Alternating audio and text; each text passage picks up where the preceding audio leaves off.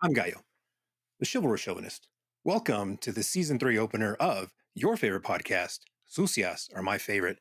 Today's guest is a very special guest indeed. He is a pornographer, former exotic dancer, none other than Hamilton Steele. Hamilton, how are you doing today? Hey, not too bad. You forgot I'm still a porn star, so Well, yeah, we got to check those. We got to check those boxes all over. You this, you that, and the other thing. right. All the other good stuff. I know you probably get this question a lot is how do I get into porn? What do I got to do? But I'd rather ask a different question. What advice would you give to guys to tell them, hey, don't get into porn because? Make sure that you can get your dick hard. Literally, the best freaking damn advice I could give. If you can't master that mentality that you can have sex in a football stadium full of people watching and throwing rotten food at you, then you should not be in porn.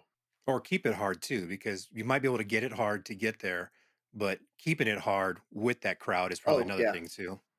Well, a lot of things have changed over the years, and since about since about 2017, when all these platforms came started coming online, where you could be a housewife, you could be anybody doing this.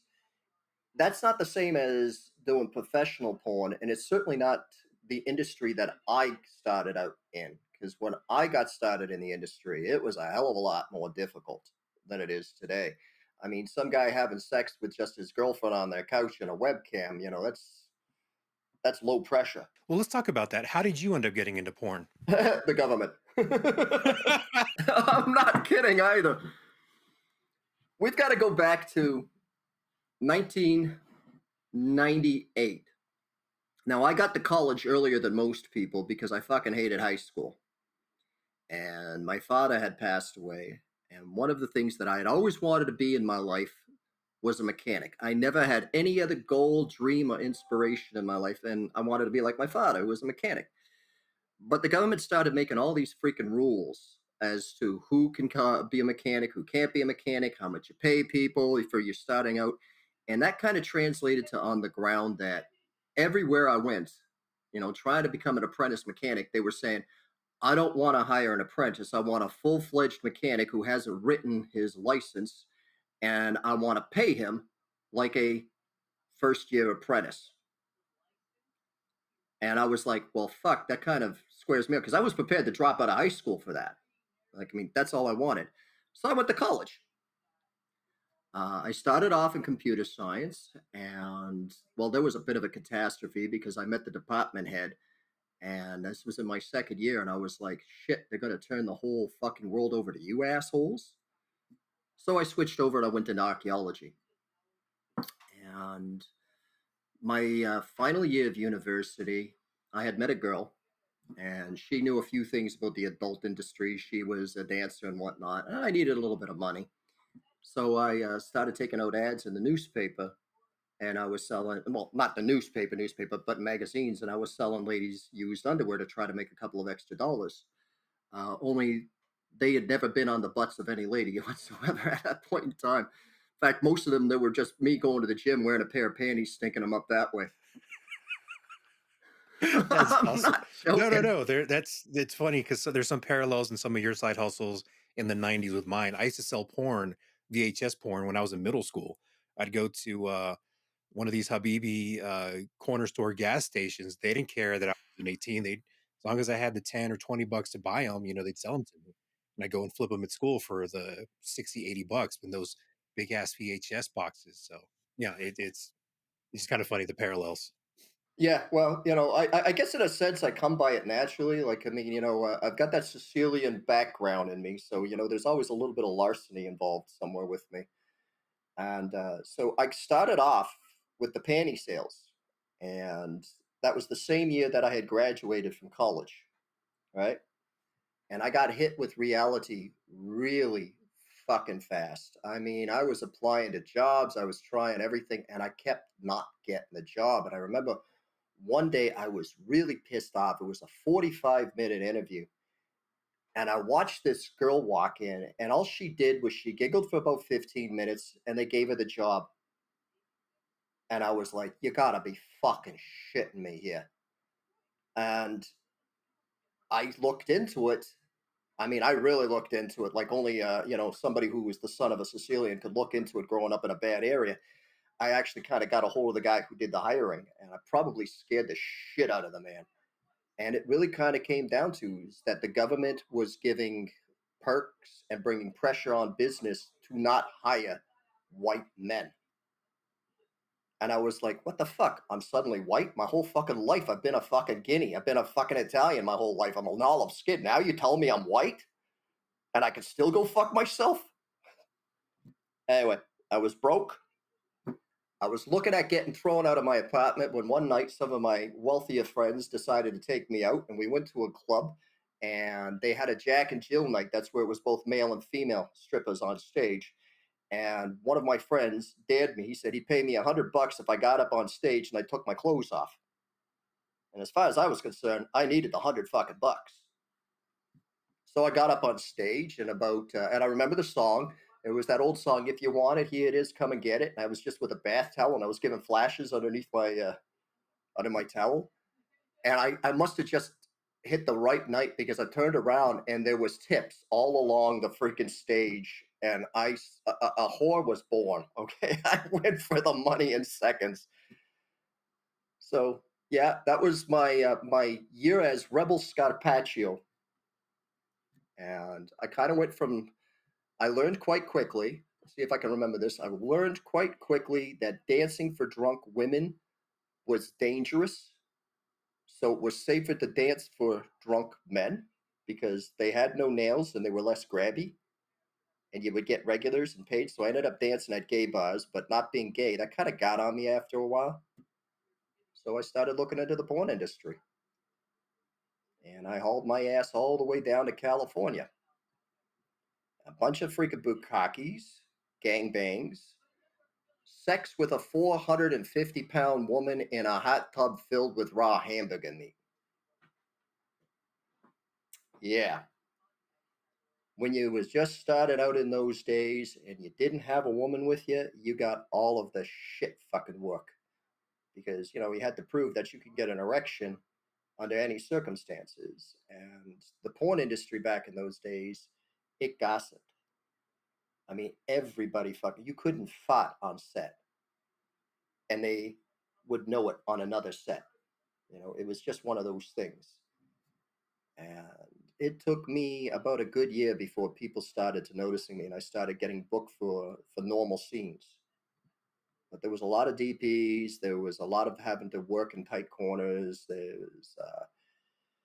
You got to pretty much be able to get an erection on demand, and you have to be able to fuck for 3 hours, two, three, sometimes even more, because it all depends on how good the producer was. Whether or not he got his camera angles, if he knew how to hold a camera.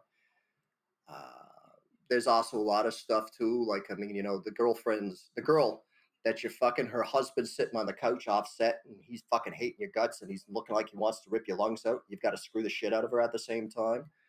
I've been burned by a sea light on my balls because they literally shoved the camera up underneath my nuts and took the shot that way for a close up.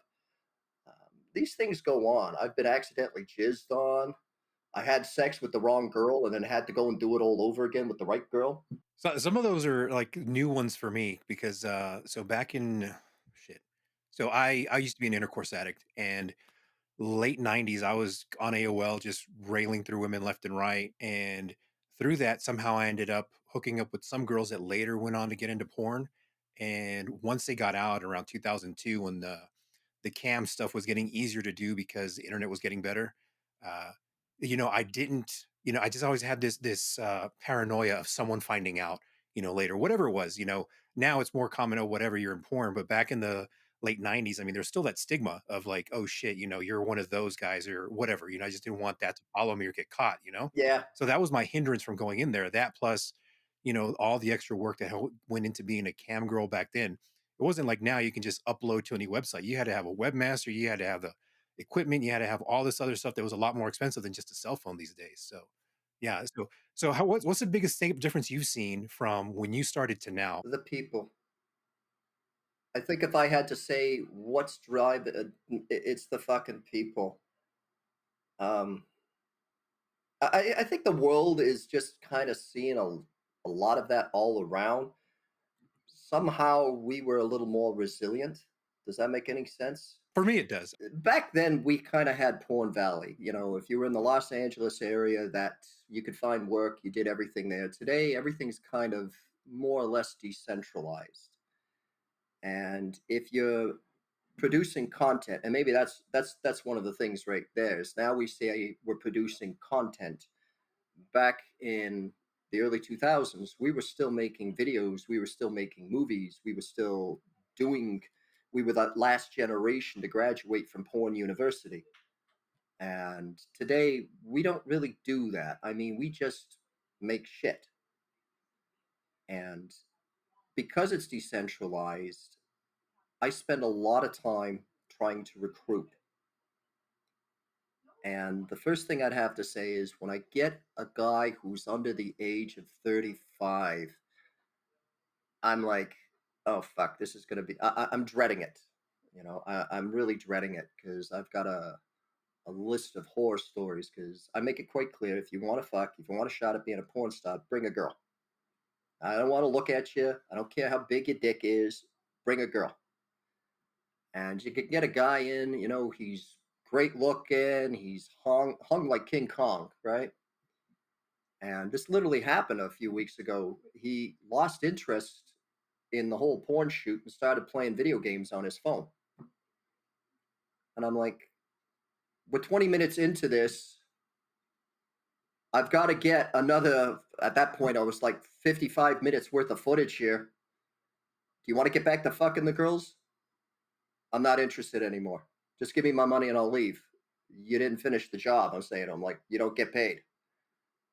Well, then fuck you. And he called me entitled and stormed out and slammed my door. And he left me with the girl that he brought. And I'm like, what do you do? What do you do in that situation? Oh, I did what I had to do. I passed the video camera off to my freaking blooming darn business partner. I got in there and I had sex with the girl. But this is the sort of mess that's kind of happening, and it's more so with young men. Crazy. I mean, it's just generational where Yeah, it's just, at least in work and like in my industry, it's a hard time getting people to even just show up for interviews on time. If they don't show up on time, you still, well, shit, at least they showed up for the interview. I need to hire this guy because I need someone to fill in the spot. And you're dealing with, no call, no shows. porn has always kind of had that, but at least when they showed up, they did the job, and at least when it came to men, you could very quickly find a pool of men that could do the job. And as I always put it, there's a reason why you keep seeing the same five guys in porn, right? You know, because they can do the job. And I also put it this way: Viagra doesn't fix what's broken. Viagra just gives you the ability to somewhat go on autopilot. But today, with the young guys, there's a lot of erectile dysfunction, a lot of fucked up mentalities. I've had guys crying on my set. I mean, I'm like, oh my God, what the fuck is going on? Yeah, no, I mean, I'm just really surprised about the guys crying on set. I'm just wondering what triggered them into crying. The one guy, I think he was upset because he couldn't get an erection.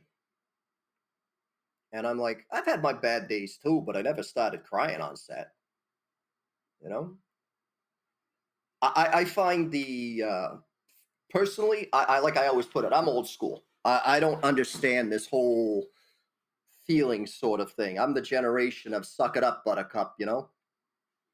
And I kind of look at it, well, you know, I would have been willing to give the guy another chance, maybe at another date, you know, but you're crying on my set, go home, you know? I've got crew, I've got all sorts of other stuff on the go over here, and I don't need the drama, get out. So it's the people that have changed. It really has. The quality of the average girl has also dropped. Like, I mean, tattoos, overweight, attitude.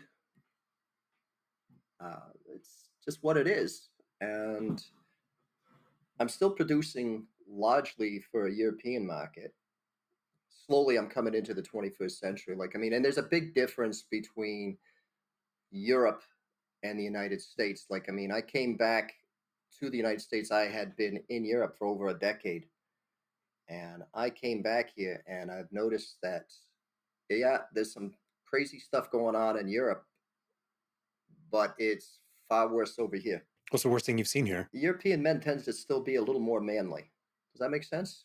Oh yeah, that's a whole other topic about just masculinity in general, and I'd love to touch on that one of these days, but it almost seems like you can get canceled just for talking about it. In my field, masculinity is incredibly important because it's what sells.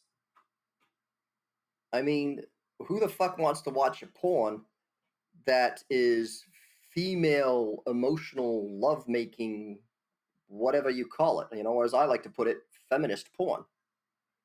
Nobody wants to watch that. And I know I'm going to get flamed from feminists for it, but I've seen the numbers. I've seen the fucking numbers, okay? I've known a few feminist producers in my day. I wouldn't even call necessarily what they produce porn. I'd say it's almost more an art house sort of thing. Yeah, this almost like softcore stuff. So I had an interview with another guest previously, and looking into their background and some of the stuff that they were looking into, it's just there is it seems like a small niche for the female-led, female emotion type porn, and I'm guessing there is a market for it. But at the same time, it almost seems like even too soft for Skinamax. In the '90s, like Skinamax was too hard for what these guys are put or what that type of porn is. Yeah, I've seen the numbers, and I think they get a lot of kickbacks from people who are into creating this. So they find philanthropists, they find supporters of what they're making. But from what I've seen, they're not actually making any real money on the video itself, but they get the lion's share of any publicity they want. Like, I mean, if you're producing feminist porn, you'll have no problem getting Vox, Vice, or any of these other people to show up and talk to you. On the other hand, they tell me to go fuck myself. On the flip side, how does one make money in porn nowadays, considering, with Pornhub and OnlyFans and everything being kind of monetized and almost like a YouTube type thing where you're giving the content to someone else and you're getting pennies on the dollar? How can you make money in porn nowadays? Well, one of the reasons why I left the United States is because I saw everything where it was going, and really the best.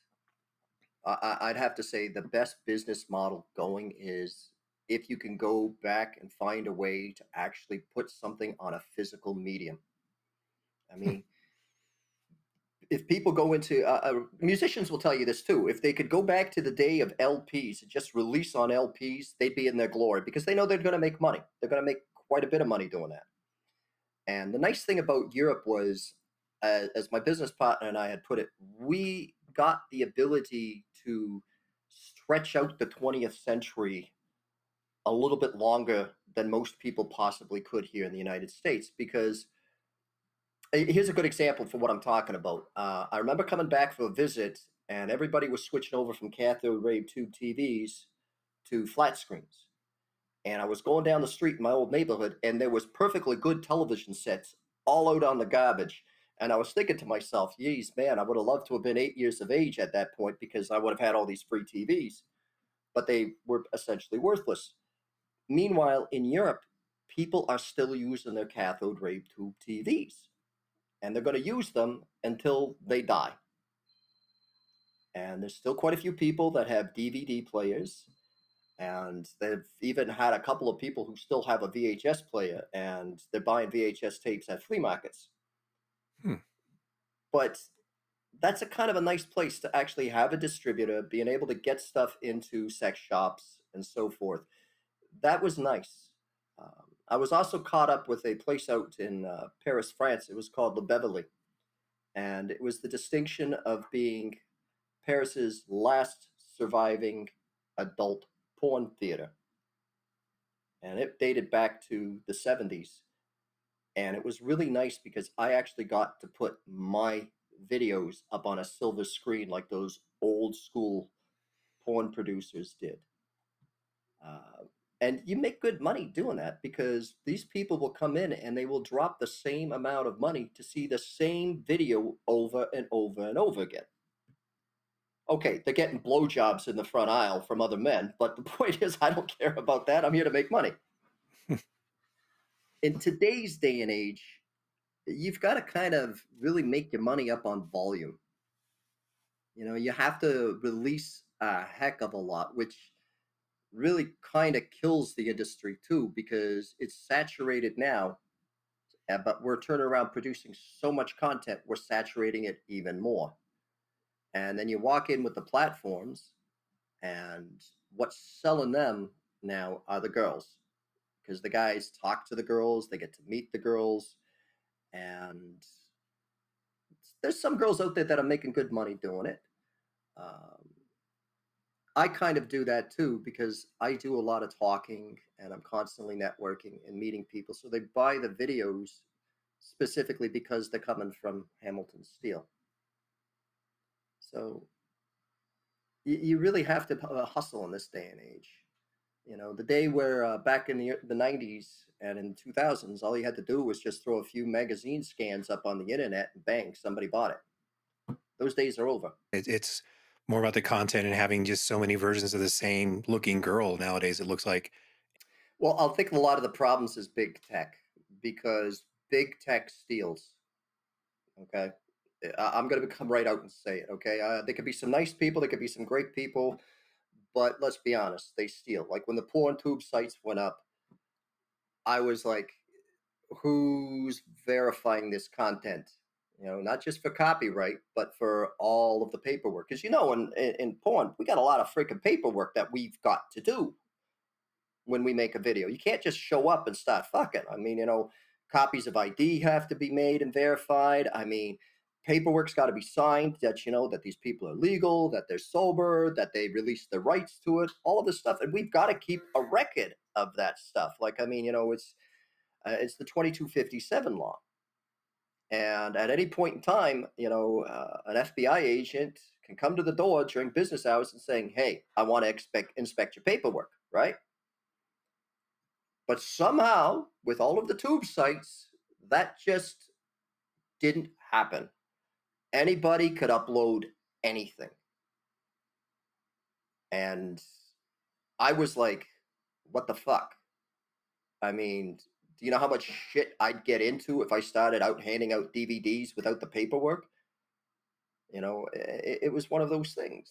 So big tech is a big problem for it. They steal everything. They claim if it gets uploaded to their servers that they're now the new owners of it. And if you don't like it, you can go fuck yourself. so that's where my confusion is how can the producers make any money off of it? This is why we get stuff like one sale per 10,000 views. You know, it is the way it is. Uh, when I upload something, because I'm playing with one tube site right at the moment, uh, it's a little bit more just for branding, you know, so you're out there. But I would never upload a full length video, and I would never upload a full hard on trailer that would turn somebody on that they could actually get off on it. Having said that, you know, I'm from the time where guys would actually cut holes out in their pockets and walk into a freaking blooming darn sex shop and jerk off looking at the DVD covers. So there's some people out there they can get off to anything, you know, but it's one of those things, you know. Doing online business really comes down to is you got to market yourself. I do a lot of traditional marketing. Okay, like what I'll do on any given Saturday night is I'll go out to the nightclubs and I actually talk to people and I'll hand out the cards, etc., etc. Here I am. This is where you can get my videos, whatnot. Uh, the way we work, there's three of us in my business. Two are behind camera. I'm the face that's in front of the camera. I'm also the mouthpiece. I never shut up. And they've laughed that when we came back to the United States over here, I had three big boxes of DVDs that hadn't sold over the years. And I took my car and I went down to a flea market and I opened up the trunk and I sold them under the back of the trunk at $10 a piece. And they were like, "You're going to get into trouble with the police." Well, I didn't, but I sold three big boxes worth of DVDs that way. You know, it was blowing out old property. But this is kind of what it's come down to in this day and age. Back in the day, and social media is so fucked up today. I mean, between the censorship and it's so divisive that marketing on social media is a clusterfuck into itself. And a lot of it now is it's just really comes down to you got to generate so much fucking interest that you got to get enough traffic going through your site or wherever you're selling your stuff so that you've got like 500,000 people going across so that you're making decent coin. That's what it comes down to now. Even with just this podcast, where I'm talking about sex or even just healthy sexual relationships, dating, life advice, all that kind of stuff, I can't post on certain websites or certain social medias. On TikTok, I mean, on Twitter, I can post anything I want, but Instagram, I'll get flagged for, violating, Whatever the rules. or, yeah, whatever the rules are that doesn't make sense, or because one person got offended, they report it. It's just fucking crazy. Yeah, and it's that fucking report button. It's subject to interpretation by whoever hits the fucking report button. These algorithms are automated. They just fucking look at it. If it ever does get to a human being, you're at the whims of whoever the guy is on the other side. You know, you quickly begin to hate social media moderators. Okay, it's like fucking hate them all. But social media today is a clusterfuck, and I mean, if you look at the demographics as to what's on Facebook, it's my fucking grandmother. You know, and I think Instagram is enjoying its popularity because Facebook hasn't done a MySpace nosedive yet. They're artificially propping it up, right? So they're going to Instagram because it's not Facebook. And Twitter, well, Twitter was really fucked up last year. It stands to we got to wait and see what's going to happen with Elon Musk and how he's going to fix that, or if he's going to fix it. YouTube, good luck figuring out the fucking algorithm. I mean, if you've loaded up videos on YouTube and they shadow ban and the censorship is unreal, I mean, it's what it is. So uh, I don't know what I could possibly tell you other than this is the sort of environment that separates the businessman from Johnny Come Lately. It really is. You really have to be tenacious. You have to be constantly marketing. You have to be constantly out there. You've got to talk to people. You've got to be online interacting with these people. I mean, it really comes down to how you sell yourself. You have to make the person want the fucking video, not because of what's going on in the video, but because they want a piece of you or they want to get close to you. And that's the only way this stuff gets driven through. One last thing before we go. I'm guessing you're a MASH fan. Is that where you picked your name? What, Hamilton Steele? Yeah. Nah, there's a whole history behind that. I originally started off as Rebel Scarpaccio. It kind of worked like this. When I got involved in the industry, I had a handful of really bad stage names because I really sucked at picking them. And stage names denote a certain personality, and people got kind of pissy over the name Rebel. They figured I was going to start trouble on set. So I took a look at who I might be interested in stealing a little bit from, and there was this old porn actress called Nikki Steele. And I'd met her a couple of times. I thought she was really nice, so I thought I'll take the name Nikki. And I looked at the different names for to start off like for a first name, right? Because I was like, okay, who do I want to be like? And I quickly discovered that Lexington was taken. I didn't know there was a Lexington Steele until I tried to use the stage name Lexington Steele. This one guy put it, "You ain't black. Why did I book you?" Well, I got news for you too. I ain't black and I'm missing at least half a foot, okay? So I thought, okay, somebody mentioned Remington Steele, and I thought that's not gonna work. And then we just sat there one night just chattling back and forth, and the name Hamilton came up. So it was Hamilton Steele. So everybody said, "Yeah, I like that name, Hamilton Steele." I says, "Okay, I'm Hamilton Steele." It's funny how you came to that because it's also was it Colonel Steele from MASH, and I was just like, huh, that's an interesting pick. I didn't know that. Learn something new every day. Well, Hamilton, I appreciate you coming on to the show. Where can everybody find you? What if they want to find a porn? If they want to work with you, what do they need to do to get in touch? Okay, well, what we have right now is in development. Like I said, we're just starting to enter the 21st century for the US market over here.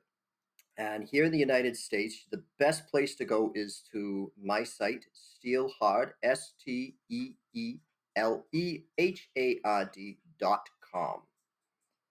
And there's some videos there. There's a blog there. There's two sides to the site. One half of the site is in French, but that shouldn't matter because we've got it set up to automatically detect whether you're English or French. The other half of the site is in English. The blog is 100% free, and I write about all kinds of fucking shit. Whatever comes to my mind, whatever I've read about. There's no set formula to what I write. Last week, I wrote something about menstrual masking, this whole new current skin trend where women use their menstrual period to give them a more youthful look. So you'll find whatever on the blog. That's always entertaining. The videos are slowly coming online and whatnot, and a lot of that is because of the incredible technical expertise of my business partner who goes by the name of Ghost, and he's been in a couple of podcasts with me, and he wears a Friday the 13th mask because he doesn't want anybody to know who he is. He's still part of that old, as you put it, 90s stigma sort of thing. Plus, he's French.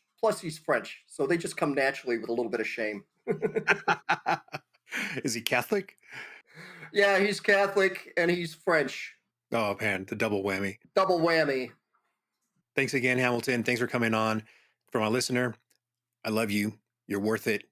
Till next time, Vessels.